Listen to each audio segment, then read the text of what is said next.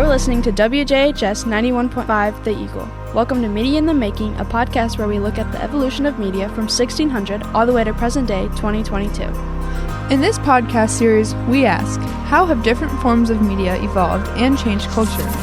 Media in the Making, where media and culture are always changing. Now, let's take a step back in time. It's not uncommon to come home after a long day of school, grab a snack, and sit down to your favorite hobby. For most, this may be video games.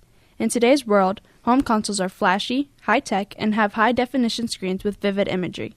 But home consoles haven't always been this complex like the ones we know today. Imagine it's 1972, bell-bottoms and afros are all the rage, and the first successful arcade cabinet by Atari just came out.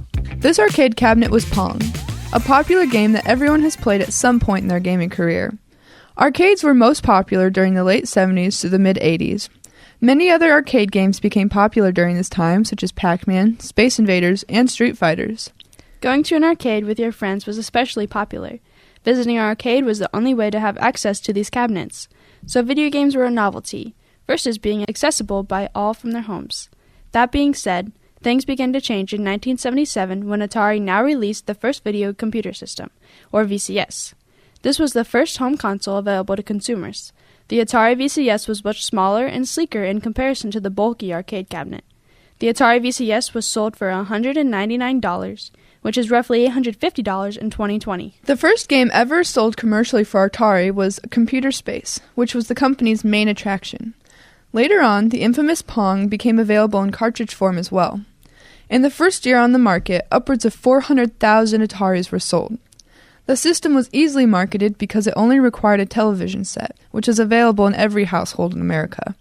This marked the video game boom.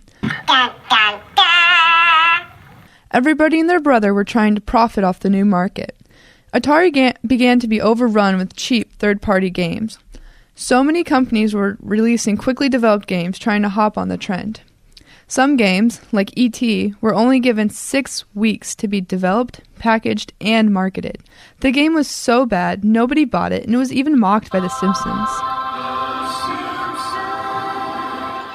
More and more third-party games were being released, and consumers were unsatisfied. Finally, in 1983, Atari met its fate and came to an end. This defeat brought the collapse of video games in the U.S.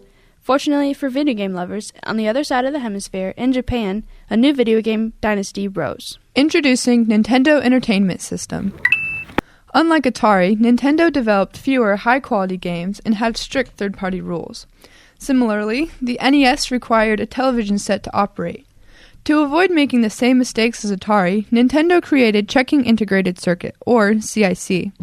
Essentially, this prevented third-party developers from creating unauthorized games. Atari left consumers untrusting of so-said high-quality games, but Nintendo gained back this trust by marking all of their products with the official Nintendo seal. Nintendo quickly moved up ranks, making Japan the lead in the video game industry. For years, the VCS was the only way to play video games. If you wanted to play with friends, they would have to come over and play on the attached controllers. This also limited you to the number of players that could participate. Since the creation of the internet, gameplay with friends and other users has changed. Instead of having to be in the same room to play with multiple people, you could play from different houses, states, or even countries. Also, with online options, many gamers can play together at once. From the 70s through the 80s, all the way up to present-day 2022, video games and video game systems have evolved tremendously. Video games started with Atari and the first arcade cabinet, then the first video computer system, and now online gaming. The ever-changing world of video games, from Atari to Nintendo, and today PlayStation and Xbox as well, continue to flourish as culture grows and adapts to the technology. The next time you come home and sit down to your favorite video game, think about how it all started with one system, the Atari. Media in the Making, brought to you by WJHS 91.5 and the Eagle Tech Academy Mass Media classes. Media in the Making, teaching you about the evolution of media throughout history and its effects on culture. For more from the students, this podcast series is on the 91.5 website, wjhs915.org. Thank you for joining us.